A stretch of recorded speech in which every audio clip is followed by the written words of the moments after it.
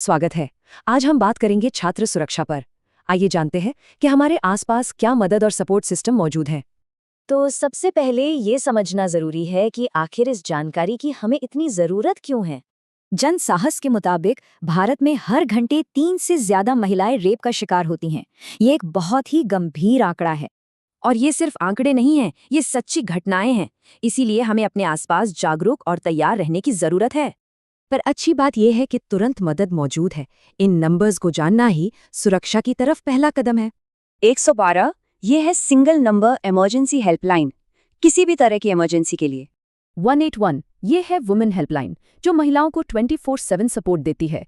और बच्चों के लिए है 198 नेशनल चाइल्ड हेल्पलाइन, देखभाल और सुरक्षा के लिए।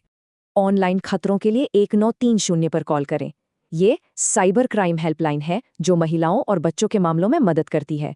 हेल्पलाइन के अलावा भी एक पूरा सपोर्ट सिस्टम है।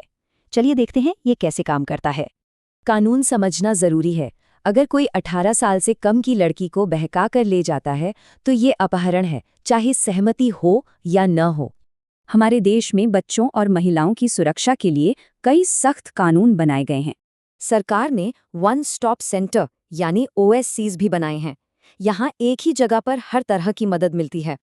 इन सेंटर्स में मेडिकल, कानूनी मदद से लेकर काउंसलिंग और रहने की जगह तक सब कुछ मिलता है।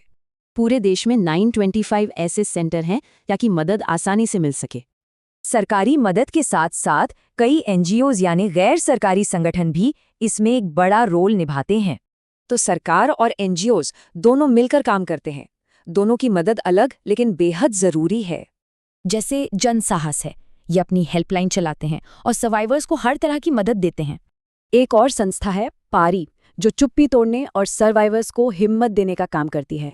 तो सबसे जरूरी बात यह है कि इस पूरे सपोर्ट सिस्टम को जानना ही खुद की सुरक्षा का सबसे अच्छा तरीका है। तो याद रखें, हेल्पलाइन नंबर्स, कानूनी अधिकार, OSCs और NGOs, ये जानकारी बहुत काम की है। जनसाहस का कहना बिल्कुल सही है। असल बदलाव तभी आएगा जब रोकथाम, एक्शन और मदद तीनों पर एक साथ काम हो। तो सवाल ये है कि हम सब मिलकर इस जानकारी को असल एक्शन में कैसे बदल सकते हैं।